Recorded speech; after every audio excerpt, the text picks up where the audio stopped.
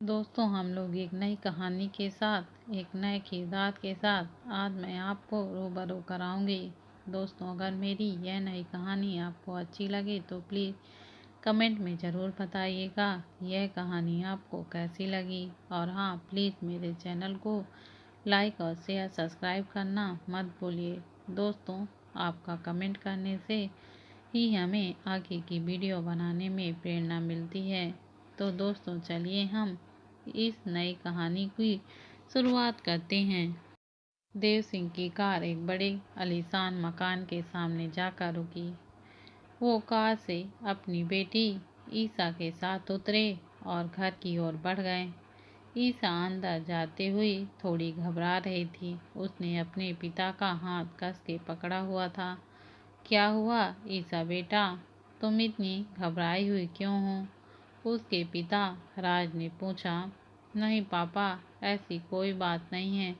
वो थोड़ा लंबा सफ़र था, बस इसलिए थक गई हूँ। उसने उन्हें हल्का सा मुस्कुराते हुए कहा। कोई बात नहीं बेटा, अब तो पहुँच ही गए हैं, अंदर चल के आराम कर लेना, राज ने कहा और उसके साथ आगे चलने लगे। ईसा का तो मन अंदर जाने का नहीं था। उसके जैसे जैसे वो आगे बढ़ रही थी, उसकी घबराहट और तेज होने लगी थी। सामने विक्रांत मल्होत्रा उनके स्वागत के लिए खड़े थे। राज और विक्रांत बहुत अच्छे दोस्त थे। विक्रांत को राज को अपना छोटा भाई मानते थे। दोनों के परिवार एक दूसरे से काफ़ी घुले मिले थे। विक्रांत आगे जाके राज को गले से लगा लिए और बोले, कितने सालों के बाद मिलना हो रहा है मेरे दोस्त। बहुत याद करता था मैं तुम्हें। क्या बताऊं विक्रांत, तू तो हम आर्मी वालों को जानता ही है। ट्रांसफ़र की वजह से कभी एक शहर से दूसरे शहर तो कभी दूसरे शहर से तीसरे शहर जाना पड़ता है। समय ही नहीं मिलता था। राज ने हंसते हुए बोले, पर अब तो तू रिटायर हो गया है, अब तो तुम्हारे पास बहुत टाइम है। तो बस अब तो मेरी बेटी की शादी तक यहीं रुकेगा। और ये क्या, ये ईसा कितनी बदल गई है। पूरे 5 साल बाद देख रहा हूँ इसे। कैसे हो बेटा? विक्रांत प्यार से उसकी तरफ देखते हुए बोले। मैं ठीक हूँ अंकल, आप कैसे हैं? उसने विक्रांत के पैर छूते हुए कहा। मैं ठीक हूँ बेटा, चलो चलो अंदर चलते हैं, विक्रांत कहते हुए दोनों को अंदर लेकर आ गए। विक्रांत की पत्नी नीमा और उनकी बेटी पिया दोनों ही नीचे आ गए। नीमा जी ने ईसा को गले से लगा लिया। इतने सालों बाद तुझे अब याद आ रही है हम सब की? तुम तो गई तो वापस ही नहीं आई, हम सबको भूल गई क्या बेटा? कहते हुए नीमा की आंखों में आंसू आ गए। ऐसा भला हो सकता है कि मैं आपको भूल जाऊं? मैं आप सबको कभी नहीं भूलती थी। ईसा ने नीमा जी से के आंसू पोंछते हुए कहा। तो फिर तुम आई क्यों नहीं बेटा? नीमा ने कहा। मैं पोस्ट ग्रेजुएशन कर रही थी आंटी, मेरे एग्ज़ाम फिर मेरा जॉब बिजी हो गई थी, इसलिए मैं नहीं आ पाई, ईसा ने कहा। पर इस बार तुम मेरे शादी होने तक यहीं रुकोगी, समझी मैडम? मैंने भी तुम्हें बहुत मिस किया यार, पिया ईसा के गले लगते हुए बोली। चुप कर, बड़ा मिस किया तो भी तो मुझसे मिलने आई नहीं, अब अचानक इस तरह अपनी शादी पे डायरेक्ट बुलाया, ईसा ने गुस्से से कहा। अरे छोड़ना ये सब, अब तो तू आ ही गई है ना, तो बस अब मेरे साथ चल के जी भर के बातें कर। माँ, मैं ईसा को लेकर अपने रूम में जा रही हूँ, पिया कहते हुए ईसा को अपने साथ लेकर जाने लगी। रूम में आते वक्त ईसा पूरे घर को ध्यान से देख रही थी। फोटो फ्रेम में लगी सारी तस्वीरों को वो निगाहें टिकाए देखे जा रही थी। उसे सारी पुरानी यादें याद आने लगीं। अचानक उसकी नज़र समर की तस्वीर पर गई। विक्रांत का सबसे बड़ा लड़का था। उसकी तस्वीर देखते हुए ईसा की आंखों में आंसू भर आए। पीछे से पिया ने रूम में आने के लिए आवाज़ लगाया। ईसा पिया के रूम में आई।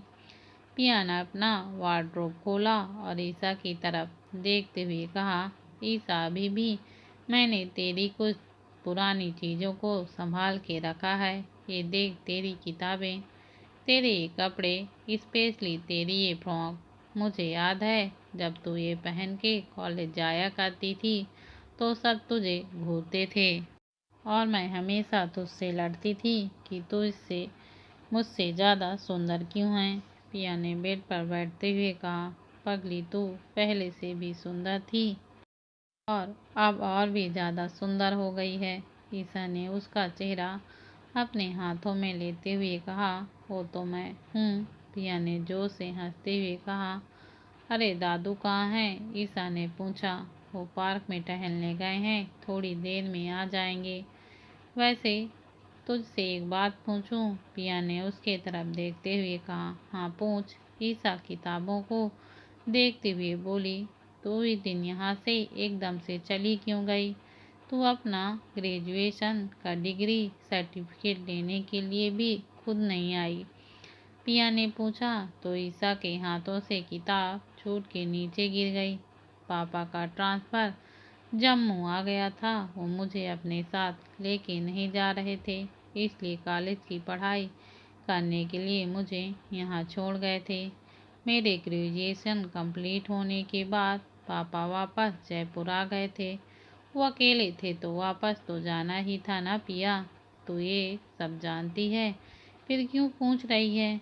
ईसा ने उसके तरफ पीठ किए हुए कहा, हाँ जानती हूँ, पर तेरे जाने के बाद घर बहुत सूना हो गया था।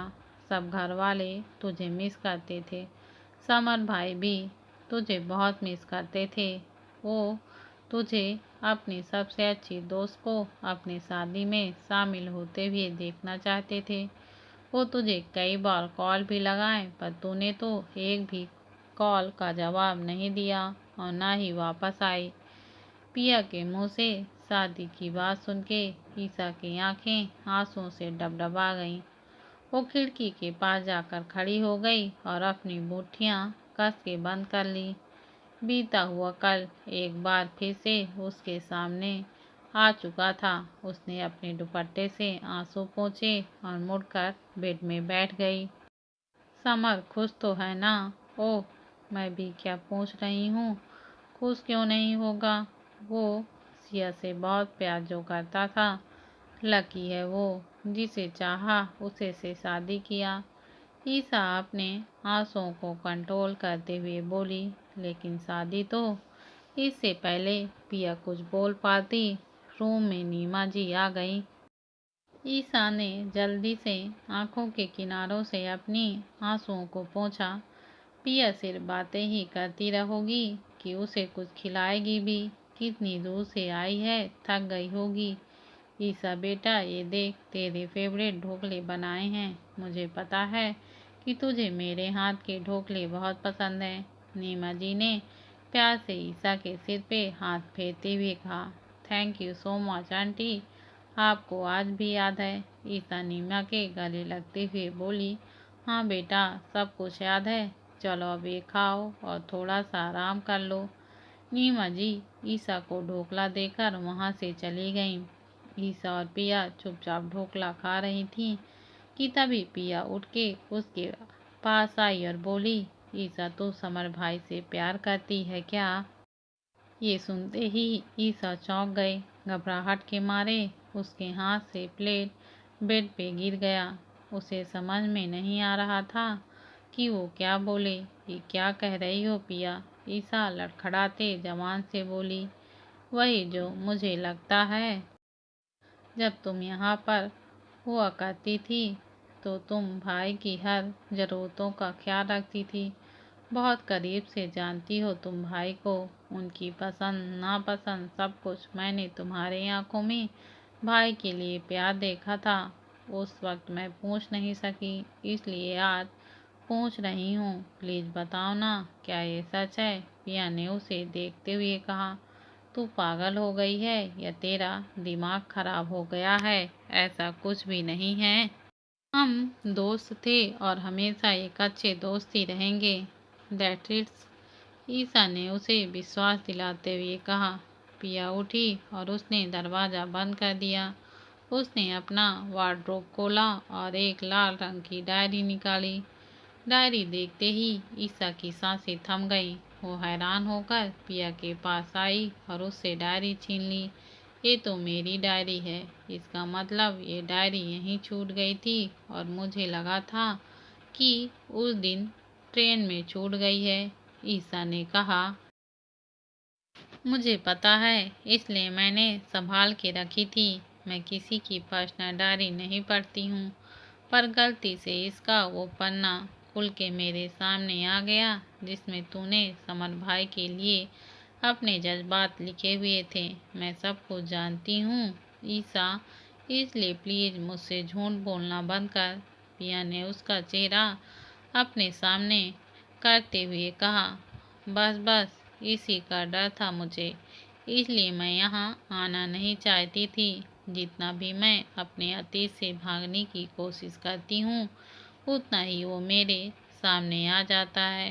देखो ना, एक बार फिर मेरा बीता हुआ कल मेरे सामने आके खड़ा हो गया। ईशा ने गुस्से से कहा। अपनी फीलिंग्स को क्यों दबा रही है? उसे एक्सेप्ट कर, पिया ने कहा। ईशा ने अपना हाथ पिया से छुड़ाते हुए कहा। क्या एक्सपेक्ट करूं? ये एक्सेप्ट करूं कि ये एक तरफा प्यार है? तो हाँ, मैंने ये एक्सेप्ट कर लिया है। पिया, सबको अपना प्यार नहीं मिलता। बहुत ही कम लोग होते हैं जिन्हें अपना प्यार मिल पाता है। पिया ने उसे समझाते हुए कहा। ऐसा नहीं है ईशा, पिया ने कहा। ऐसा ही है। अपने प्यार के लिए मैं समर की खुशियाँ नहीं छीन सकती, और वैसे भी रिश्ते जोर जबरदस्ती से नहीं बनते। प्यार का मतलब होता है कि आप जिसे चाहते हो वो खुश रहे, और उस वक्त उसकी खुशी सिया में थी। मेरे लिए तो बस इतना ही काफ़ी है कि वो सिया के साथ खुश है। कहते हुए ईशा फूट फूट कर रोने लगी। पिया ने उसे अपने गले से लगा लिया। मत रो ईशा, नहीं तो मेरे भी आंसू नहीं रुकेंगे। चल अब चुप हो जा, नहीं तो तेरे रोने की आवाज़ बाहर चली जाएगी। पिया ने उसे गले लगाते हुए कहा। तू सही कह रही है, मुझे ऐसा रोना नहीं चाहिए। I have to be strong.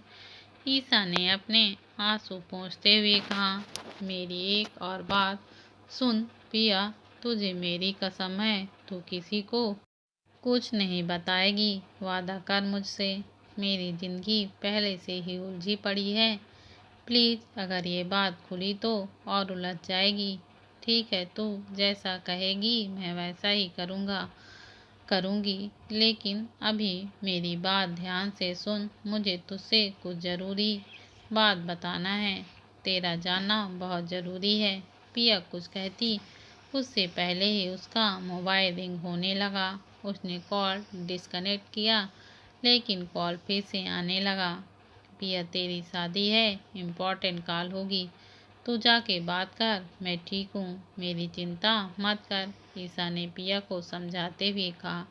ठीक है, पर तू यहीं रहना, मुझे तुझसे ज़रूरी बातें करनी हैं। पिया कहते हुए रूम से बाहर चली गई। ईशा जल्दी से उठी और अपनी डायरी को अपने पर्स में रख लिया। वो बिल्कुल नहीं चाहती थी कि किसी को भी इस बारे में पता चले। वो शीशे के सामने आई और अपना काजल और दुपट्टा ठीक किया और रूम से निकलकर सीधा किचन में आ गई। आंटी, मैं आपकी कुछ मदद कर दूं? ईशा ने नीमा जी से कहा। अरे नहीं बेटा, परेशान मत हो, तू जाके आराम कर। नीमा जी ने प्यार से कहा। आंटी, शादी का घर है, वैसे भी मैं अगर आपकी थोड़ी सी हेल्प कर दूंगी तो मैं थक नहीं जाऊंगी। लाइए, मैं ये पकौड़े छान देती हूँ। ईशन ने बेसन घोलते हुए कहा। अरे वाह, तो तूने पकौड़े बनाना सीख लिए? नीमा ने शरारत से कहा। हाँ, आपके जितना अच्छा तो नहीं बना पाऊंगी, पर सब खा सकें ऐसा ज़रूर बना लूँगी। ईशा ने कहा तो नीमा जोर से हंस पड़ी। थैंक यू बेटा, वैसे तेरे आने से मुझे भी किचन में एक साथी मिल गया। अब खाना बनाने के साथ साथ कुछ बातें भी हो जाया करेंगी। नीमा ने कहा तो ईसा हंसने लगी। परमानेंट साथी तो आपकी बहू सिया है, सास बहू की जुगलबंदी तो होती होगी। किचन में ईसा ने पकौड़े छानते हुए कहा। सिया का नाम सुनते ही नीमा परेशान और बेहद उदास हो गईं। वो चाय लेकर बिना कुछ कहे बाहर चली गईं। अरे आंटी, ये पकौड़े भी तैयार हो गए हैं, आप ये ले जाना भूल गई हैं। ईसा ने बोलने पर नीमा ने ध्यान ही नहीं दिया। ईसा को थोड़ा अजीब लगा। वो जल्दी से पकौड़े प्लेट में रखते हुए बाहर हॉल में आई। उसने जैसे ही टेबल पे प्लेट रखा, देखा कि सामने समर बैठा था। ईसा की निगाहें समर पर आकर रुक गईं। वो एकदम शांत हो गई। उसे तो समर के अलावा कुछ दिखाई ही नहीं दे रहा था। पूरे 5 साल बाद ईसा अपने प्यार को देख रही थी। वही गहरी आंखें, घने बाल, वही चेहरा जिससे ईसा प्यार करती थी। अचानक गरम चाय का कप उसके हाथ में टच हुआ तो वो एक झटके से उठ खड़ी हुई। वो भागते हुए किचन में आ गई। क्या कर रही है ईसा? वो शादीशुदा है, तेरा नहीं है। वो खुद पर कंट्रोल कर। वो मन ही मन बोल के रो पड़ी कि तभी वहाँ समर आ गया। ईसा ने देखा तो जल्दी से अपने आंसू पोंछ लिए। उसकी दिल की धड़कन बहुत तेज हो चुकी थी। हाय ईसा, समर ने ईसा से कहा। हाय समर। ईसा अपनी नजरें नीचे किए हुए बोली। थोड़ी देर तक दोनों चुप रहे। काफी सालों बाद आना हुआ है यहाँ? समर ने पूछा। हाँ, पापा अकेले हैं, उनके साथ किसी का होना जरूरी है, इसलिए निकलना कम ही हो पाता है। पिया की शादी में विक्रांत अंकल ने बुलाया था तो इसलिए मैं और पापा आए हैं। तीसरा दूसरी तरफ मुड़ के प्लेट स्टैंड में लगाते हुए कही। अच्छा है तुम आ गई। पिया का भी मन था तुमसे मिलने का। समर ने पानी का वाटर लेते हुए कहा। मैं तुम्हारे और सिया के लिए बहुत खुश हूँ। जिससे तुमने चाहा वही तुम्हारी पत्नी बनी। ईसा ने कहा तो इस पर उसने कुछ नहीं बोला और वहाँ से चुपचाप चला गया। ईसा उससे बस जाती हुई देख रही थी। मैंने तुम्हें बहुत मिस किया समर। एक एक दिन तुम्हारे बिना कैसे काटा है वो मुझसे बेहतर कोई नहीं जानता है। पर तुमसे दूर रहना मेरे लिए सही है, ईसा ने मन ही मन कहा। ईसा अपनी मर्यादा को बहुत अच्छे से जानती थी। वो सोचने लगी कि पहले कितना ज़्यादा बातें किया करते थे दोनों एक साथ। कब घंटों बीत जाते थे पता भी नहीं चलता था और अब बातें बस कुछ शब्दों तक सीमित रह गई थी। ईसा तू यहाँ क्या कर रही है बेटा? चलो बाहर चलो सबके बीच में। नीमा ने पानी का जग लेते हुए कहा। उसका ध्यान टूटा। आंटी समर थोड़ा अपसेट लग रहा है। और सिया कहाँ है? सुबह से उसे देखा ही नहीं है। कहाँ है वो? ईसा ने नीमा जी की ओर देखते हुए पूछा। ये सब सुनकर नीमा की आंखों में पानी आ गए। समर की शादी नहीं हुई है। नीमा इतना कह के बाहर चली गई। ये सुनकर ईसा का दिल सहम गया। इतने सालों से तो यही सोचती आ रही थी कि समर शादीशुदा हो चुका है। जो सच था ही नहीं, अब उसे समझ में आ रहा था कि पिया उसे किस जरूरी बात के बारे में बताना चाहती थी। ईसा को जब समर की शादी नहीं करने की बात पता चली तो वो पूरी तरह से हैरान और निशब्द हो गई। वो भागते हुए पिया को ढूंढने लगी। कभी रूम में खोजती तो कभी गार्डन एरिया में। ढूंढते ढूंढते वो छत पर आ गई। पिया वहीं खड़ी फोन पे बात कर रही थी। पिया ईसा उसे जोर से पुकारते हुए दौड़कर उसके पास आई। ईसा क्या हुआ? पहले बैठ इधर, तू हाँ क्यों रही है? पिया ने उसे चेयर पर बैठाते हुए कहा। समर समर के साथ क्या हुआ है? आंटी ने कहा कि उसकी शादी नहीं हुई है। ईसा ने पिया को झंझोते हुए पूछा। ले पहले तू थोड़ा पानी पी, मैं बताती हूँ। तू शांत हो जा पहले। पिया ने उसे पानी पिलाते हुए कहा, मैं ठीक हूँ पिया, तू बता जल्दी, मेरी घबराहट बढ़ रही है। तुझे पता है, मैंने जब समर को शाम को देखा ना, तभी मुझे लगा कि उदास है, कुछ परेशान सा है। प्लीज यार, ईसा ने गहरी सांस लेते हुए पूछा। हाँ ये सच है, भाई की शादी नहीं हुई है। तुम्हारे जाने के बाद बहुत कुछ हुआ था। उस दिन बहुत मनहूस दिन था हम सब के लिए। ईसा, मैंने कभी सोचा नहीं था कि हमें ऐसा भी दिन देखना होगा। शादी से 2 दिन पहले सिया ने भाई को मिलने के लिए बुलाया था। एक्चुअली उन दोनों के बीच में क्या बात हुई किसी को भी कुछ नहीं पता। भाई देर रात घर आए थे, वो भी शराब के नशे में। जिंदगी में पहली बार उन्होंने शराब पी थी। पापा बहुत गुस्सा हुए थे, उन्होंने भाई को थप्पड़ मार दिया। तो जानती है पापा शराब सिगरेट से कितनी नफरत करते हैं। ऊपर से अगले दिन जो हुआ उससे सब हैरान थे। कहते हुए पिया की आंखों में आंसू आ गए। ऐसा क्या हुआ है पिया? ईसा ने डरते हुए पूछा। अगले दिन हल्दी की रस्म थी। सिया के डैडा घर पर गुस्से से चिल्लाते हुए आए और उन्होंने भाई का कॉलर पकड़ लिया। पापा ने जब पूछा कि क्या हुआ, तो उन्होंने बताया कि भाई ने सिया से रिश्ता तोड़ लिया है।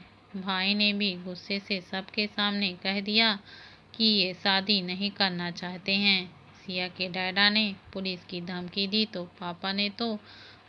पापा ने उन्हें समझाने की कोशिश की, पर वो नहीं माने और भाई के अगेंस्ट केस फाइल करवा दिया। भाई को जेल जाना पड़ा, लेकिन सिया ने सही समय पर केस वापस ले लिया और भाई अगले दिन रिहा हो गए। यही है भाई के जीवन का कड़वा सच, पिया कह के भावुक हो गई। इतना सब कुछ हो गया, मुझे कुछ पता ही नहीं चला। मैं भी तो कुछ जानने की कोशिश नहीं की ना। कैसी दोस्त हूँ मैं। जब समर को मेरी ज़रूरत थी, मैं उसके साथ मौजूद नहीं थी। यहाँ आने के बाद सब कुछ नॉर्मल भी तो बिहेव कर रहे थे। ईसा आसमान की तरफ देखते हुए बोली और अपनी आंखें बंद कर ली।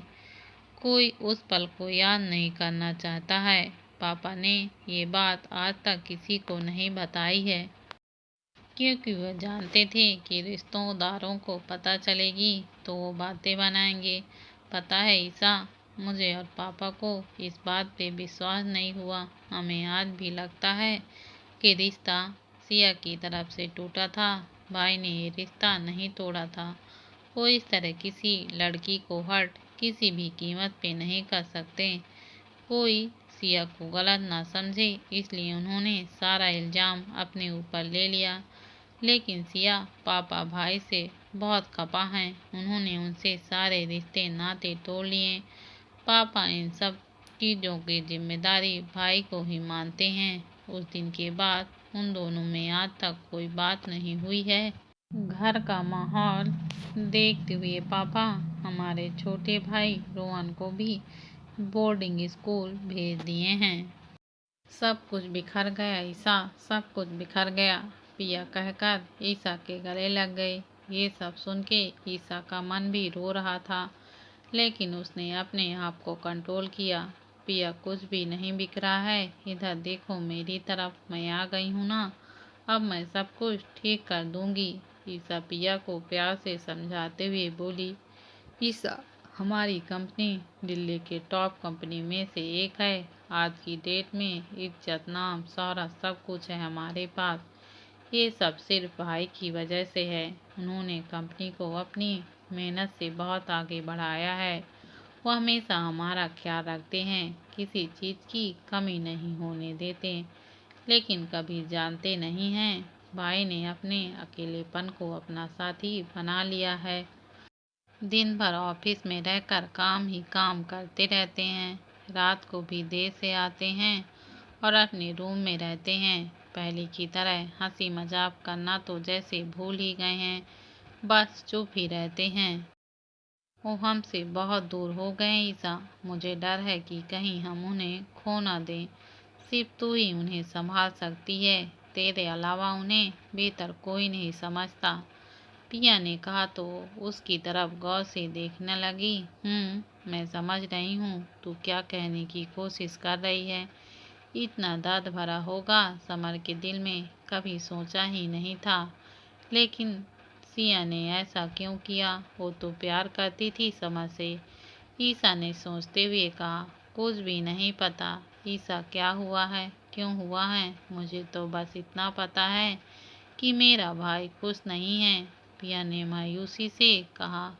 पिया बी स्ट्रांग। और एक बात बता, मुझ पर भरोसा करती हो? हाँ ईसा, ये भी कुछ पूछने वाली बात है? पिया ने सिर हाँ में हिलाते हुए कहा, तो बस तेरी शादी होने से पहले मैं हमारे समर को वापस पहले जैसा हंसता खेलता हुआ बना दूंगी। इस पूरे परिवार को जोड़ दूंगी। समर के हर घाव को ठीक कर दूंगी मैं। ये मेरा तुमसे वादा है। चलो अभी नीचे जाओ, शादी का घर है। कोई ऐसे हमें रोते हुए देखेगा तो 10 सवाल करेगा। और हाँ, चेहरे पे मुस्कान रखना। चिंता तो बिल्कुल मत करना, ठीक है? ईसा पिया के आंसू पोंछते हुए कही। पिया ने कहा और नीचे चली गई। ईसा वहीं बैठी रही। उसने कह तो दिया था कि वो सब ठीक कर देगी, पर कैसे करेगी उसे खुद भी नहीं पता था। आज उसे अपने आप पे गुस्सा आ रहा था कि क्यों वो वापस नहीं आई। जब सबसे ज़्यादा समर को उसकी ज़रूरत थी, वो उसके साथ क्यों नहीं थी? इतनी प्रॉब्लम क्यों देते हो आप लाइफ में भगवान जी? आखिर क्यों? ईसा खुद को कोसते हुए मन ही मन बोल के रोने लगी। रात बहुत हो चुकी थी। सब लोग अपना अपना खाना खाकर सोने के लिए जा चुके थे। ईसा सीढ़ियों से उतरते हुए नीचे आई और सीधे किचन में पानी पीने के लिए चली गई। नीमा किचन में ही मौजूद थी। अरे ईसा, कब से ढूंढ रही हूँ तुझे, कहाँ थी? चल बैठ, तेरे लिए रामू से कह के खाना लगवाती हूँ। नीमा कह ही रही थी कि उनका सर्वेंट रामू वहाँ आ गया। मेम साहब, समर भाई जी खाना खाना नहीं चाहेंगे। वो कुछ जरूरी काम कर रहे हैं। उसने खाने की प्लेट वापस रखते हुए कहा। हाँ आंटी, मैं भी आज कुछ खा नहीं पाऊंगी। मुझे बिल्कुल भूख नहीं है। ईसा ने कहा। हाँ ठीक है, मत खाओ, कोई मत खाओ। और समर को तो बिल्कुल नहीं दूंगी कल से खाना। ख्याल तो उसे अपना रखना नहीं है। ये भी नहीं सोचता कि उसकी माँ को कितनी चिंता होती होगी उसकी। नीमा एकदम से भावुक हो गई। उन्होंने पानी का गिलास उठाया और गुस्से में जल्दी जल्दी पीने लगी। ईसा ने रामू को जाने का इशारा किया। रामू वहाँ से चला गया।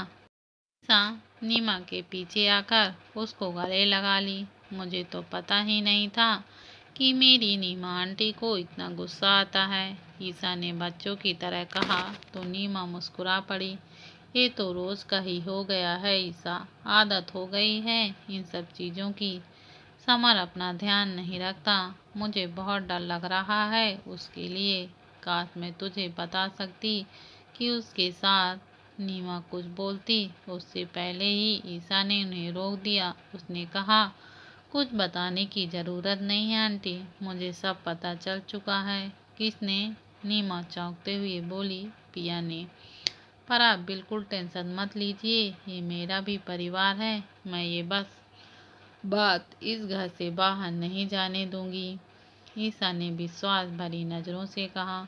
मुझे पता है बेटा, तुम्हें कहने की ज़रूरत नहीं है। हमने रिश्तेदारों को बस इतना ही बोला है कि शादी कैंसिल हो गई है और हम चंडीगढ़ छोड़कर इधर दिल्ली आ गए। 6 महीने समर ने जॉब किया और उसी कमाए हुए पैसों से अपना बिजनेस शुरू कर लिया। दिन भर काम का बोल के वो घर से बाहर ही रहने लगा। ईसा, गलतियां तो सबसे होती हैं, तो इसका मतलब ये थोड़ी होता है कि वो किसी को फेस न ही करे। कुछ बोलता नहीं है। दिन भर अपने रूम में रहेगा, नहीं तो अपने ऑफिस में कब तक चलेगा ऐसा, कब तक खुद को कष्ट देगा ये लड़का। कहते हुए नीमा की आंखें भर आईं। आंटी, आपने समर को समझाने की कोशिश नहीं की? ईसा ने धीरे से पूछा। कई बार किया बेटा, मैंने उसे बहुत समझाया कि जो हुआ है उसे भूल के आगे बढ़ने की कोशिश करे, पर वो है कि मानता ही नहीं है।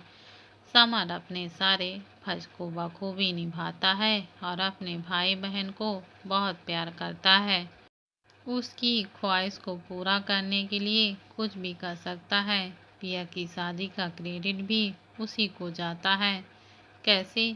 ईसा ने आश्चर्य से कहा। पिया की लव मैरिज हो रही है। वो राम से प्यार करती है। हम तो उसकी खुशी के लिए मान गए थे, लेकिन राम के पेरेंट्स नहीं माने थे। एक दिन बियन बताए समर वहाँ चला गया और पता नहीं कैसे उसने राम के पेरेंट्स को मना लिया। ये बात खुद राज ने हमें बताया है। नीमा ने खुशी से कहा। समर तो किसी को भी आसानी से कन्विंस कर लेता है, ये उसकी स्पेशलिटी है। आंटी, ईसा ने धीमे आवाज में कहा। सबकी परवाह करता है, बस अपनी छोड़ के। नीमा ने शेल्फ पे ग्लास रखते हुए कहा। ईसा ने नीमा की तरफ देखा। वो बहुत उदास हो गई थी। उसने आज तक नीमा जी को इतना बेबस और लाचार कभी नहीं देखा था।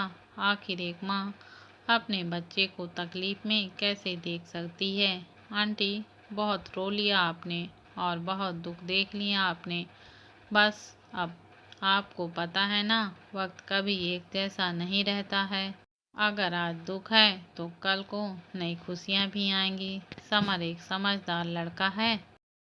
इतना सब कुछ होने के बाद भी वो टूटा नहीं है।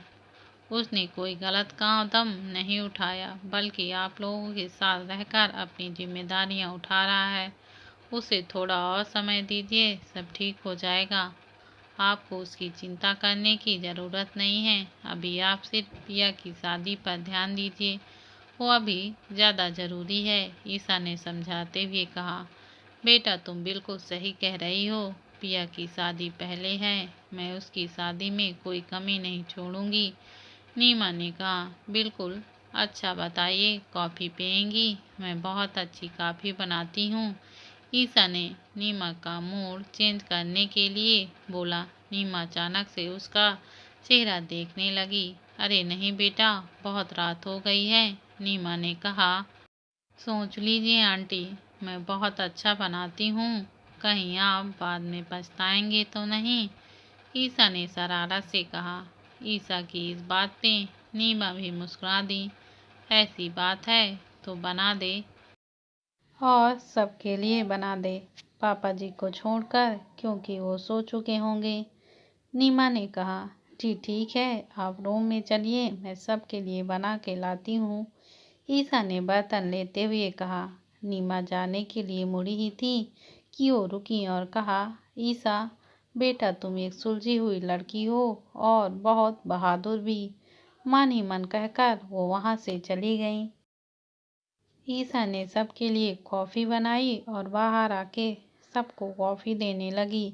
विक्रांत तो उसकी बनाई हुई कॉफ़ी की प्रशंसा करते थक नहीं रहे थे। अभी भी 2 कप कॉफ़ी उसके ट्रे में था, एक उसका और दूसरा समर का। उसने ऊपर आकर समर का दरवाज़ा नॉक किया, पर उसने दरवाज़ा नहीं खोला। उसने दोबारा नॉक किया, पर फिर भी दरवाज़ा नहीं खुला। उसने दरवाजे का हैंडल पकड़ा तो दरवाज़ा खुल गया। वो धीरे से अंदर आई। समर को देखकर वो मुस्कुरा दी। लैपटॉप ऑन था और वो चेयर पे बैठे बैठी ही सो चुका था। उसने कॉफ़ी टेबल पर रखा और समर के सामने आके घुटनों के बल बैठ गई। वो इतनी गहरी नींद में सोया था कि ईसा का उसे उठाने का मन नहीं किया। समर सोते हुए बिल्कुल एक मासूम बच्चे की तरह लग रहा था। उसके बाल बिखर गए थे। ईसा ने उसके बालों को ठीक किया, एसी का टेम्परेचर नॉर्मल किया और फिर से उसके सामने आ गई।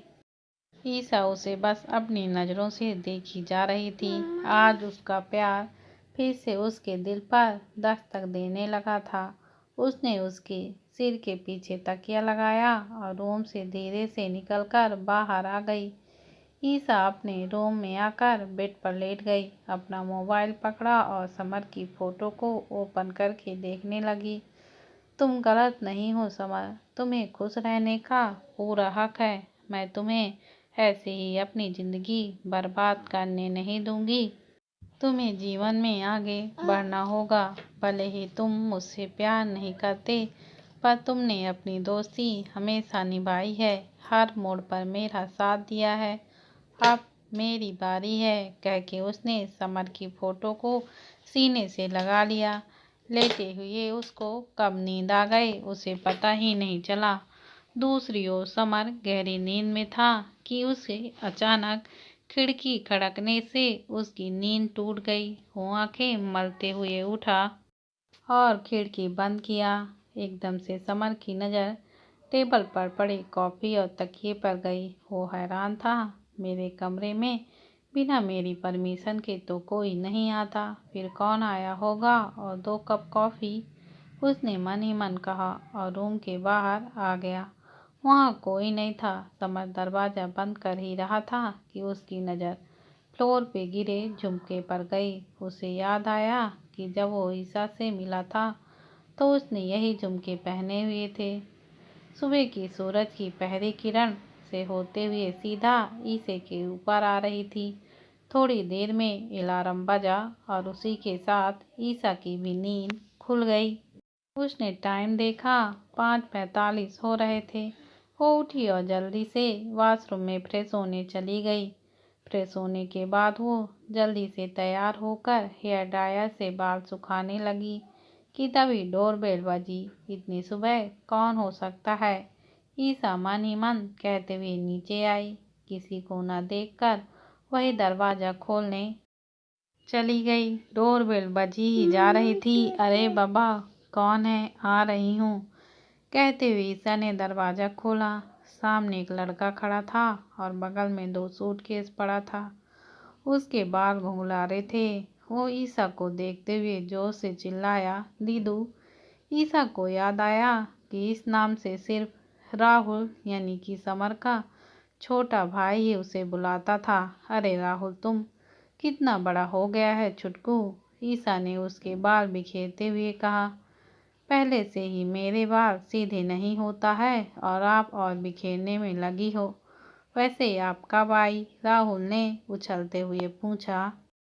कल ही आई। वैसे तेरे आने की खबर मुझे किसी ने नहीं दी दीदू। आना तो 2 दिन बाद था, पर एग्ज़ाम खत्म हो गए थे और टिकट भी कंफर्म मिल गया था तो चल आया। अच्छा चल अंदर चल, बाहर ही खड़ा रहेगा क्या।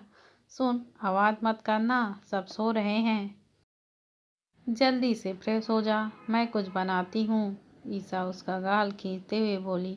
हाँ दी प्लीज़, आपको पता है आपके जाने के बाद पापा ने मुझे हॉस्टल भेज दिया। वहाँ पे जो पतली सी दाल और फीकी सी सब्जी खानी पड़ती थी।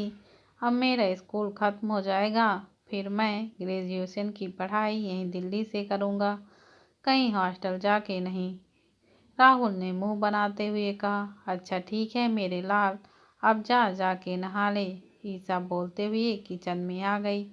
किचन में आते ही सबसे पहले उसने सबके लिए लेमन टी बनाया और सबके रूम में देने चली गई। विक्रांत और नीमा जग चुके थे।